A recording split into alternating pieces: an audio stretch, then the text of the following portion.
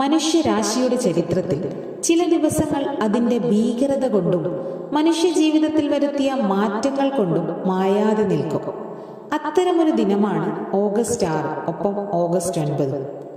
ശാന്തമായ പ്രഭാതങ്ങളെ അഗ്നിനാളങ്ങളാൽ വിഴുങ്ങിയ ഒരു നിമിഷം കൊണ്ട് പതിനായിരങ്ങളെ ഇല്ലാതാക്കിയ മനുഷ്യൻ മനുഷ്യനോട് ചെയ്ത ക്രൂരതയുടെ ഓർമ്മപ്പെടുത്തലുകൾ.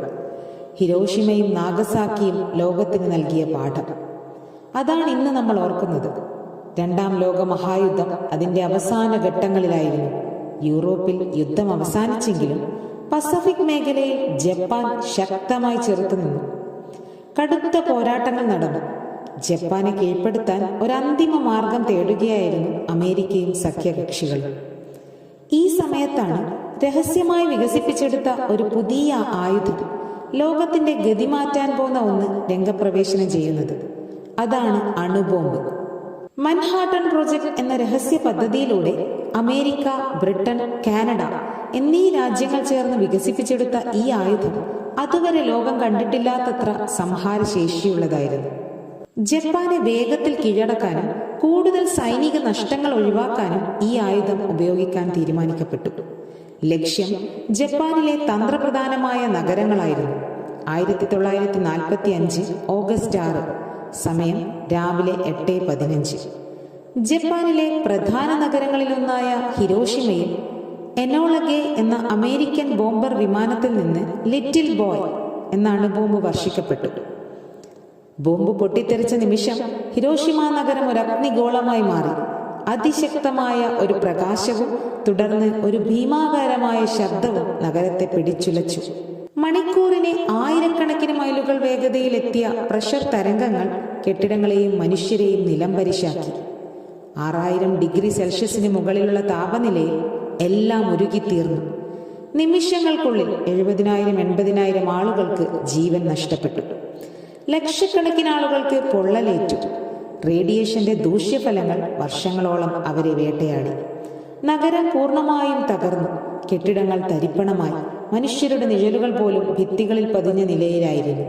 ഇതൊരു തുടക്കം മാത്രമായിരുന്നു എന്ന് അന്ന് ആരും അറിഞ്ഞിരുന്നില്ല. ഹിരോഷിമയിലെ ദുരന്തത്തിന് ശേഷവും ജപ്പാൻ കീഴടങ്ങാൻ തയ്യാറായില്ല.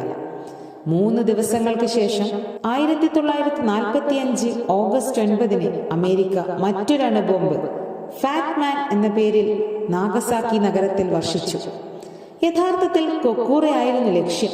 എന്നാൽ കാലാവസ്ഥ മോശമായതിനാൽ വിമാനം നാഗസാക്കിയിലേക്ക് തിരിച്ചുവിട്ടു.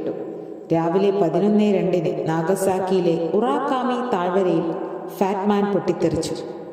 ഹിരോഷിമയിൽ സംഭവിച്ചതിന് സമാനമായി നാഗസാക്കിയിലും നിമിഷങ്ങൾക്കകം അഗ്നിഗോളമായി. ഏകദേശം 35,000-40,000 ആളുകൾക്ക് തൽക്ഷണം ജീവൻ നഷ്ടപ്പെട്ടു. റേഡിയേഷൻ ദുരന്തം ഇവിടെയും ആവർത്തിച്ചു. നാഗസാക്കിയുടെ ഭൂപ്രകൃതി കാരണം ഹിരോഷിമയിലേക്കാൾ നാശനഷ്ടങ്ങൾ കുറവായിരുന്നെങ്കിലും മാനുഷിക ദുരന്തം സമാനമായിരുന്നു. ആശുപത്രികൾ നിറഞ്ഞു കവിഞ്ഞു. മൃതദേഹങ്ങൾ കൂട്ടിയിട്ട് കത്തിച്ചു. മനുഷ്യരാശി അണുബോംബിന്റെ യഥാർത്ഥ ഭീകരത തിരിച്ചറിഞ്ഞ നിമിഷങ്ങളായിരുന്നു അത്. അണുബോംബ് ആക്രമണങ്ങളിൽ നിന്ന് അത്ഭുതകരമായി രക്ഷപ്പെട്ടവരെ ഹിബാകുഷ എന്നാണ് വിളിക്കുന്നത്.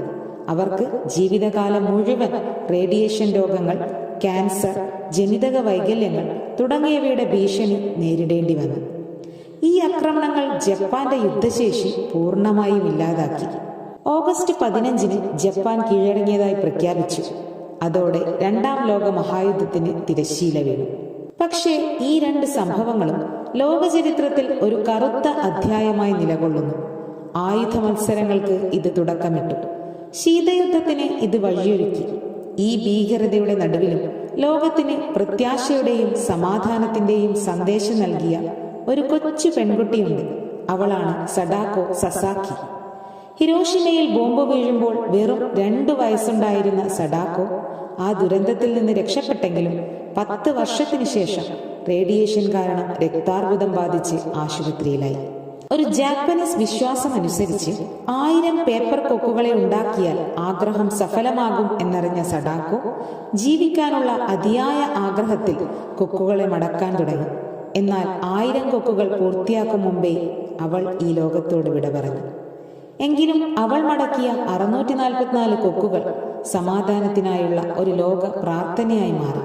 അവളുടെ സുഹൃത്തുക്കൾ ബാക്കിയുള്ള കൊക്കുകൾ പൂർത്തിയാക്കി അവളെ അടക്കം ചെയ്തു.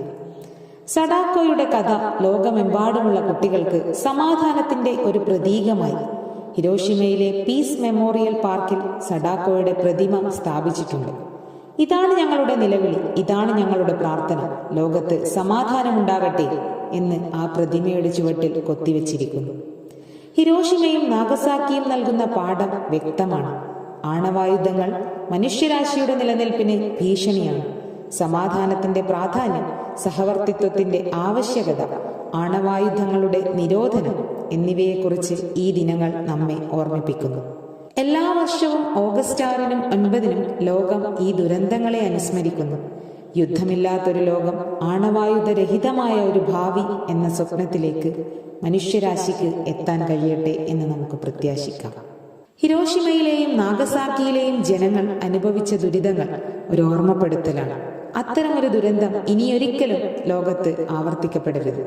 നമുക്ക് സമാധാനത്തിനായി നിലകൊള്ളാം. സ്നേഹവും സാഹോദര്യവും നിറഞ്ഞ ഒരു ലോകത്തിനായി പ്രവർത്തിക്കാം. ഈ ദിനങ്ങൾ മനുഷ്യരാശിയുടെ തെറ്റുകളിൽ നിന്ന് പാഠങ്ങൾ കൊണ്ട് മുന്നോട്ടു പോകാനുള്ള പ്രചോദനമാകട്ടെ.